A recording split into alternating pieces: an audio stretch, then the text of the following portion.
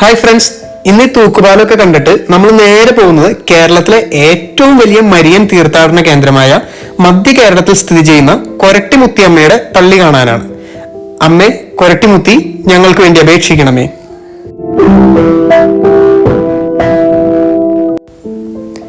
ചാലക്കുടിയിൽ നിന്ന് വെറും 5 കിലോമീറ്ററും അങ്കമാലിയിൽ നിന്ന് ഏകദേശം 10 കിലോമീറ്ററുമാണ് കൊരട്ടി ജംഗ്ഷനിലേക്കുള്ളത്.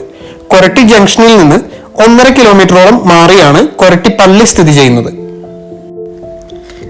നമ്മളിപ്പോൾ നിൽക്കുന്നത് ചരിത്ര പ്രസിദ്ധമായ കൊരട്ടിമുത്തിയുടെ കൊരട്ടി പള്ളിയുടെ മുൻപിലാണ്. 1381 ആദ്യമായി ഇവിടെ ഒരു പള്ളി പണി കഴിപ്പിക്കുന്നത്. ഈ പള്ളി പണിയാൻ സ്ഥലം നൽകിയത് 13-ാം നൂറ്റാണ്ടിൽ ഇവിടം ഭരിച്ചിരുന്ന കൈമൾ പ്രഭുക്കന്മാരാണ്. അതിന്റെ പിന്നിലൊരു ചരിത്ര സംഭവമുണ്ട്. 13-ാം നൂറ്റാണ്ടില് കൈമൾ ഇടപ്രഭുക്കന്മാരുടെ ഭരണകാലത്ത് സേനാനായകനായ ശ്രീ കവലക്കാട്ട് കൊച്ചു വറീദ് അന്തരിച്ചു. അദ്ദേഹത്തിന്റെ ശവസംസ്കാരം ചാലക്കുടി പുഴയുടെ പടിഞ്ഞാറേ കരയിലുള്ള അമ്പഴക്കാട് പള്ളിയിൽ നടത്താനാണ് ആദ്യം തീരുമാനിച്ചത്. എന്നാൽ മറ്റൊരു പ്രഭുവായ കോടശ്ശേരി കർത്താവ് ഇതിന് സമ്മതിച്ചില്ല. അങ്ങനെ അവസാനം അദ്ദേഹത്തെ കൊരട്ടിയിൽ സംസ്കരിച്ചു. അദ്ദേഹത്തെ അന്ന് സംസ്കരിച്ച സ്ഥലത്താണ് ഇപ്പോൾ നിങ്ങൾ ഈ കാണുന്ന കൊരട്ടിപ്പള്ളിയുടെ മുൻപിലെ കൽക്കുരിശ് സ്ഥാപിച്ചിരിക്കുന്നത്. ഇതിനെ തുടർന്ന് കൈമൾ പ്രഭു ഈ സ്ഥലം ദേവാലയം നിർമ്മിക്കാൻ ദാനം ചെയ്തു. നമ്മളിപ്പ നിൽക്കുന്നത് കൊരട്ടിപ്പള്ളിയുടെ പുറകുവശത്തെയാണ്. അപ്പൊ ഈ കാണുന്നതാണ് കൊരട്ടിപ്പള്ളിയുടെ പുറകുവശം. നമ്മൾ NH വഴി വരികയാണെങ്കിൽ, അതായത് ചാലക്കുടിയിൽ നിന്നോ അല്ലെങ്കിൽ അങ്കമാലി സൈഡിൽ നിന്ന് NH വഴി വന്നിട്ട് പള്ളിയിലേക്ക് വരികയാണെങ്കിൽ നമ്മൾ വരുന്നത് ഈ പള്ളിയുടെ പുറകുവശത്തേക്കാണ്. പുറകുവശത്ത് നിന്ന് വരുമ്പോൾ നമ്മൾ കാണുന്ന കാഴ്ചയാണിത്. അത്ഭുത പ്രവർത്തകയായ കൊരട്ടിമുത്തിയമ്മയുടെ തിരുസ്വരൂപമാണ് നമ്മളിപ്പോൾ കാണാൻ പോകുന്നത്. എല്ലാ ശനിയാഴ്ചകളിലും വൈകുന്നേരം 6:30 വിശുദ്ധ കുർബാനയും അതേ തുടർന്ന് അത്ഭുത പ്രവർത്തകയായ കൊരട്ടിമുത്തിയമ്മയോടുള്ള നൊവേനയും അതേ തുടർന്ന് ജപമാല പ്രദക്ഷിണവും ഇവിടെ നടക്കുന്നുണ്ട്.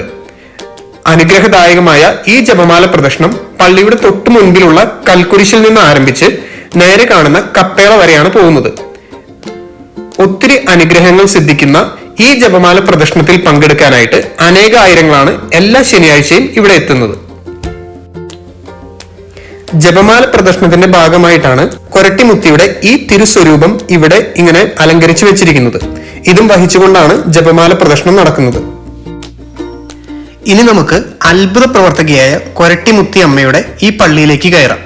പള്ളിയുടെ മുൻവശത്ത് അതിമനോഹരമായ കൊത്തുപണികൾ ചെയ്ത് വെച്ചിട്ടുണ്ട്. മരത്തിൽ കൊത്തുപണികൾ ചെയ്തിട്ടുണ്ട്. അതേപോലെ ഡോറുകളിലൊക്കെ കൊരട്ടിമുത്തിയുടെ രൂപമൊക്കെ കൊത്തി വെച്ചിട്ടുണ്ട്.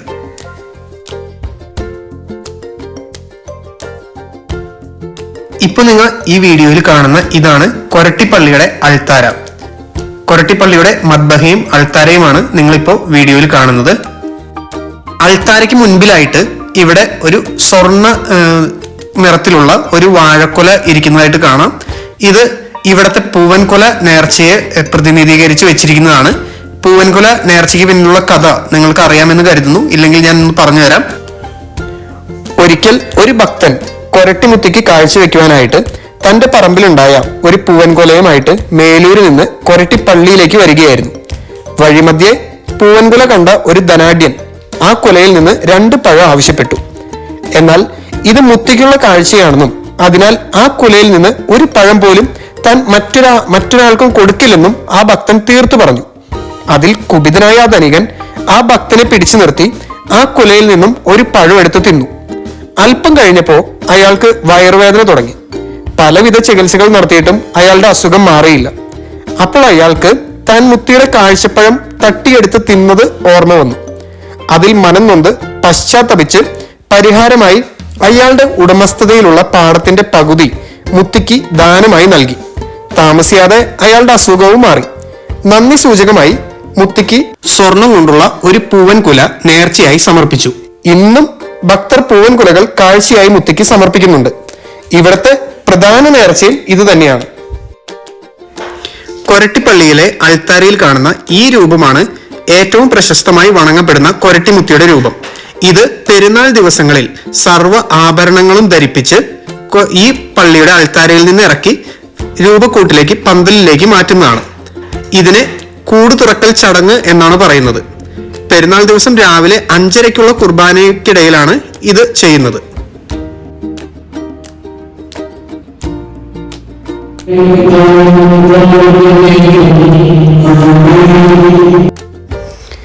പള്ളിയിൽ നിന്ന് ഇറങ്ങിയിട്ട് നമ്മൾ നേരെ പോയത് പള്ളിയുടെ വലതുവശത്ത് സ്ഥിതി ചെയ്യുന്ന റോസറി വില്ലേജിലേക്കാണ്. ജപമാലയിലെ എല്ലാ രഹസ്യങ്ങളും ഇവിടെ സ്റ്റാച്ചു ആയിട്ട് പ്രദർശിപ്പിച്ചിട്ടുണ്ട്. അത് ഒരു ഗാർഡൻ സെറ്റ് ചെയ്തിട്ട് അതിന്റെ ചുറ്റുമായിട്ടാണ് വെച്ചിരിക്കുന്നത്. ഇതിന്റെ നടുക്കായിട്ട് മാതാവിന്റെ ഒരു രൂപവും ഉണ്ട്. അതേപോലെ ഒരു അൾത്താരയും ഇവിടെയുണ്ട്.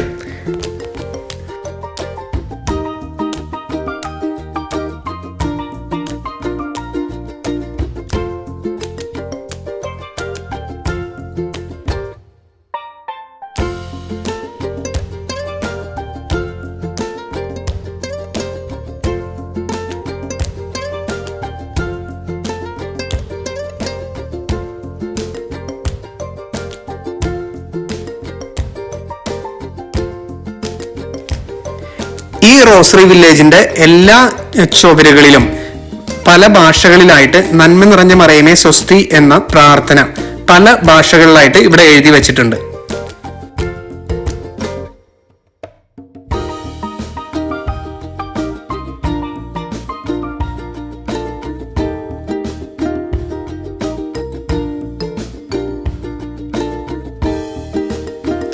പള്ളിയുടെ മുൻപിലായിട്ട് തിരുസന്നിധി എന്ന പേരിൽ ഒരു ബിൽഡിംഗ് ഉണ്ട്. ഇതിന്റെ ഇടതുവശത്ത് രൂപപുരയും വലതുവശത്ത് തുലാഭാരത്തിനുള്ള സൗകര്യമാണ് അവർ ചെയ്തിരിക്കുന്നത്. ഈ തിരുസന്നിധി എന്ന് പറയുന്നത് ഇപ്പോൾ അവിടെ നിത്യാരാധന കേന്ദ്രമാണ്. തിരുനാൾ സമയങ്ങളിൽ അവിടെയാണ് രൂപങ്ങളെല്ലാം വെക്കുന്നത്. മാതാവിന്റെ രൂപമൊക്കെ കൊരട്ടിമുത്തിയുടെ രൂപമൊക്കെ വെക്കുന്നത് അവിടെയാണ്. നമുക്ക് ആദ്യം അപ്പൊ തുലാഭാരത്തിന്റെ കൗണ്ടറിലേക്ക് പോവാം. ഇവിടെ പൂവൻകുലയാണ് തുലാഭാരത്തിനായിട്ടും ഉപയോഗിക്കുന്നത്. 1 കിലോ പൂവൻകുലയ്ക്ക് 25 രൂപ നിരക്കിലാണ്. അങ്ങനെ നമ്മുടെ വെയിറ്റിന് എത്ര കിലോ പൂവൻകുലയാണോ വരുന്നത് അതിനനുസരിച്ചാണ് അവിടെ പൈസ കൊടുക്കുന്നത്. ഇത് മാതാവിന്റെ മുൻപിൽ നമ്മളുടെ തുലാഭാരം നടത്തിയാണ് ഈ നേർച്ച. രൂപപ്പുര എന്ന് എഴുതിയിരിക്കുന്നിടത്ത് ഇപ്പോ കർത്താവിന്റെ രൂപം കുരിശിൽ നിന്ന് ഇറക്കി താഴെ കച്ച കൊണ്ടും അല്ലെങ്കിൽ പരിമള ദ്രവ്യങ്ങളൊക്കെ പൂശാനായിട്ട് കിടത്തിയിരിക്കുന്ന പോലെയാണ് കാണുന്നത്. കച്ചകളൊക്കെ കെട്ടുന്നതിന് മുൻപുള്ള രൂപമാണ് ഇവിടെ ഇപ്പൊ കാണുന്നത്. ഇവിടെയാണ് സാധാരണ പെരുന്നാൾ ദിവസങ്ങളിൽ മാതാവിന്റെ രൂപം വെക്കുന്നത്. പള്ളിയുടെ പുറകുവശത്തായിട്ട് മരിയൻ ബുക്ക് സ്റ്റോൾ ഉണ്ട്. അതിനോട് ചേർന്ന് തന്നെ നേർച്ചയുടെ സംവിധാനങ്ങൾ അവർ ഏർപ്പെടുത്തിയിട്ടുണ്ട്. പൂവൻകുല നേർച്ചയായിട്ട് അല്ലെങ്കിൽ പൂവൻപഴം നേർച്ചയായിട്ട് വെക്കുന്നതിനും അതേപോലെ അടിമ സമർപ്പണത്തിനും ഒക്കെയുള്ള സൗകര്യം അവിടെയുണ്ട്. അതിനോട് ചേർന്ന് തന്നെ പള്ളിയുടെ പുറകിലായിട്ട് ഏറ്റവും അറ്റത്തായിട്ടാണ് രൂപപുരയിലേക്കുള്ള വഴിയുള്ളത്. ഇത് മരിയൻ വീതി എന്ന പേരിലാണ് സെറ്റ് ചെയ്തിരിക്കുന്നത്. ഒരു ഗുഹയുടെ ഉള്ളിലൂടെ പോകുന്ന രീതിയിലാണ് അവരത് ചെയ്തിരിക്കുന്നത്. പെരുന്നാൾ ദിവസങ്ങളിലാണ് ഈ വഴി ഓപ്പൺ ആവുക. അല്ലാത്ത ദിവസങ്ങളിൽ നമുക്ക് നേരെ നമ്മൾ ആ തിരുസന്നിധി എന്ന് എഴുതി വെച്ചിരിക്കുന്നിടത്തേക്ക് നേരെ കയറാൻ പറ്റും. പെരുന്നാൾ ദിവസങ്ങളിൽ നമ്മൾ ഈ വഴിയിലൂടെ വേണം പോകാനായിട്ട്. ഇവിടെ കയറുമ്പോൾ തന്നെ വലതുവശത്ത് നമ്മൾ നേരത്തെ പറഞ്ഞ പൂവൻകുല സമർപ്പണവുമായി ബന്ധപ്പെട്ട ഒരു സ്റ്റാച്ചു ഇവിടെ ചെയ്തു വെച്ചിട്ടുണ്ട്. ഇത് നമുക്ക് കാണാം. ഇതിനോട് ചേർന്ന് തന്നെ ഇതിന്റെ ഹിസ്റ്ററി, ഇതിന്റെ ചരിത്രം എഴുതി വെച്ചിട്ടുണ്ട്. അത് നമുക്ക് അവിടെ വായിക്കാൻ പറ്റും. ഇവിടെ നിന്ന് നമ്മൾ രൂപപുരയിലേക്ക് പോകുന്ന വഴിയിൽ പെരുന്നാൾ ദിവസങ്ങളിൽ ഒത്തിരി മാതാവ് പ്രത്യക്ഷപ്പെട്ടിട്ടുള്ള ഒത്തിരി രൂപത്തിലുള്ള ഫോട്ടോസ് അവർ പ്രദർശിപ്പിക്കാറുണ്ട്. അപ്പൊ അതിലൊക്കെ കടന്നാണ് നമ്മൾ മാതാവിന്റെ കൊരട്ടിമുത്തിയുടെ രൂപം കാണാനായിട്ട് പോവാറ്. ഈ മരിയൻ വീതിയുടെ ഒരറ്റത്തായിട്ട് നമ്മൾ ചെല്ലുമ്പോൾ ഒരു പഴയ വലിയൊരു മണി കാണാൻ പറ്റും. ഇത് പണ്ട് ഇവിടെ പള്ളിയിൽ ഉപയോഗിച്ചിരുന്നതായിരിക്കണം. ഇതിനെപ്പറ്റിയുള്ള കൂടുതൽ ഡീറ്റെയിൽസ് ഒന്നും ഇവിടെ എഴുതി വെച്ചിട്ടില്ല. എനിക്ക് തോന്നുന്നു ഇത് പഴയ പള്ളികളിലോ അല്ലെങ്കിൽ ഇതിക്ക് മുമ്പത്തെ പള്ളികളിലൊക്കെ പള്ളിയിൽ ഉപയോഗിച്ചിരുന്ന മണി ആയിരുന്നിരിക്കണം ഇത്. ഇതിന്റെ മറ്റൊരു വശത്തായിട്ട് പഴയ പള്ളിയിൽ ഉപയോഗിച്ചിരുന്ന ചില ഉപകരണങ്ങളും കൂടിയുണ്ട്. മാമുദീസ തൊട്ടി പോലെയുള്ള ഉപകരണങ്ങൾ ഇവിടെയുണ്ട്. അതേപോലെ കൽക്കുരിശിന്റെ അടർന്നു പോയൊരു ഭാഗം ഇവിടെയുണ്ട്. അതേപോലെ മറ്റേ വിളക്കൊക്കെ തെളിയിക്കുന്ന കുരിശിന്റെ കൽക്കുരിശിന്റെ ഒക്കെ ഒരു ഭാഗങ്ങൾ ഇവിടെയുണ്ട്. പിന്നെ മറ്റു 2 ഉപകരണങ്ങളുണ്ട്. അതെന്താണെന്ന് കൃത്യമായിട്ട് മനസ്സിലായില്ല. അതുപോലെ തന്നെ തിരുസന്നിധി എന്ന് എഴുതി വെച്ചിരിക്കുന്നതിന്റെ ഒരു സൈഡിലായിട്ട് മാതാവിന്റെ ഒരു ഗ്രോട്ടോയും സെറ്റ് ചെയ്തിട്ടുണ്ട്. മാതാവ് എൻ്റെ അടുത്ത് കുട്ടികൾ പ്രാർത്ഥിക്കുന്ന രീതിയിലുള്ള ഒരു ഗ്രോട്ടോയാണ്.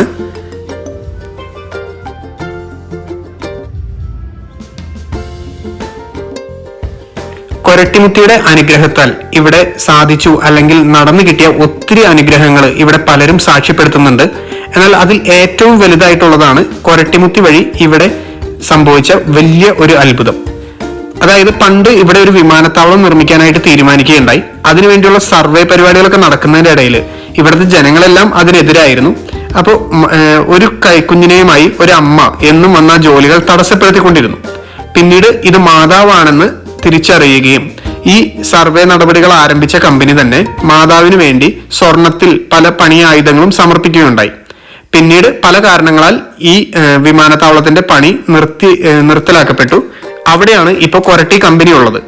അപ്പോൾ അത് മാതാവ് തന്നെയാണ് വന്ന് ഈ പണി നിർത്തിച്ചതെന്നും ജനങ്ങളെ സഹായിച്ചതെന്നും ഇവിടുത്തെ ജനങ്ങൾ ഇന്നും വിശ്വസിച്ചു പോരുന്നു. കൊരട്ടിപ്പള്ളിയിലേക്ക് വരാൻ ആഗ്രഹിക്കുന്ന ഭക്തർക്ക് ഇപ്പോൾ ട്രെയിൻ മാർഗവും ഈ കൊരട്ടിപ്പള്ളിയിലേക്ക് വരാൻ പറ്റും. കൊരട്ടി അങ്ങാടി എന്ന പേരിൽ പള്ളിയുടെ തൊട്ടടുത്ത് തന്നെ ഒരു റെയിൽവേ സ്റ്റേഷൻ ഉണ്ട്. അപ്പൊ അവിടെ വന്ന് ഇറങ്ങുകയാണെങ്കിൽ നിങ്ങൾക്ക് കൊരട്ടിപ്പള്ളിയിലേക്ക് വരാൻ പറ്റും. ഈ റെയിൽവേ സ്റ്റേഷൻ ഇവിടെ വന്നതിന് പിന്നിലും ഒരു ചരിത്ര സംഭവം തന്നെയുണ്ട്. ഒരിക്കൽ മാതാവിന്റെ തിരുനാൾ നടക്കുന്ന ഒരു ദിവസം, അന്നിവിടെ റെയിൽവേ സ്റ്റേഷനൊന്നും ഇല്ല. അപ്പൊ ഇവിടെ നിർത്താതെ പോവേണ്ടിയിരുന്ന ഒരു ട്രെയിൻ അന്ന് ഇവിടെ നിർത്തുകയുണ്ടായി. ട്രെയിനിൽ നിന്ന് ചില ഭക്തരെല്ലാം ഇറങ്ങി വന്ന് കൊരട്ടിപ്പള്ളിയിൽ വന്ന് നേർച്ചയിട്ട് പ്രാർത്ഥിച്ച് തിരിച്ചു ചെന്നതിന് ശേഷം മാത്രമാണ് ട്രെയിൻ അവിടുന്ന് പോയത്. അതിന്റെ ടെക്നിക്കൽ വശം എന്താണെന്ന് അറിയില്ല, പക്ഷെ അത് ഒരു അത്ഭുതമായിട്ട് കണക്കാക്കുന്നു. അതേ തുടർന്നാണ് കൊരട്ടിയിൽ ഇപ്പോൾ ഒരു റെയിൽവേ സ്റ്റേഷൻ ഉള്ളത്. പാസഞ്ചർ ട്രെയിനുകളും എല്ലാം നിർത്തും. കൊരട്ടി പെരുന്നാളിന്റെ സമയത്ത് ഒട്ടുമിക്ക ട്രെയിനുകളും ഇവിടെ നിർത്തിയതിനു ശേഷം മാത്രമാണ് യാത്ര തുടരുന്നത്. ചരിത്ര പ്രസിദ്ധമായ കൊരട്ടിപ്പള്ളിയെ പറ്റി, കൊരട്ടി മുത്തിയെ പറ്റിയൊക്കെ നമുക്ക് അറിയാവുന്ന ഒട്ടുമിക്ക കാര്യങ്ങളും തന്നെ ഈ വീഡിയോയിലൂടെ നിങ്ങളുമായിട്ട് ഷെയർ ചെയ്യാനായിട്ട് നമ്മൾ ശ്രമിച്ചിട്ടുണ്ട്. ഒട്ടുമിക്ക കാര്യങ്ങളും ഇതിൽ ഉൾപ്പെടുത്തിയിട്ടുണ്ട് എന്ന് നമ്മൾ വിശ്വസിക്കുന്നു. വീഡിയോ നിങ്ങൾക്ക് എല്ലാവർക്കും ഇഷ്ടപ്പെട്ടു എന്ന് കരുതുന്നു. ഇഷ്ടപ്പെട്ടെങ്കിൽ ഒന്ന് ലൈക്ക് ചെയ്യുക. നമ്മളെ സപ്പോർട്ട് ചെയ്യുന്നതിന്റെ ഭാഗമായിട്ട് ചാനൽ ഒന്ന് സബ്സ്ക്രൈബ് ചെയ്യുക. Thanks for watching. Have a nice time. Korattimuthi നമ്മളെല്ലാവരെയും അനുഗ്രഹിക്കട്ടെ.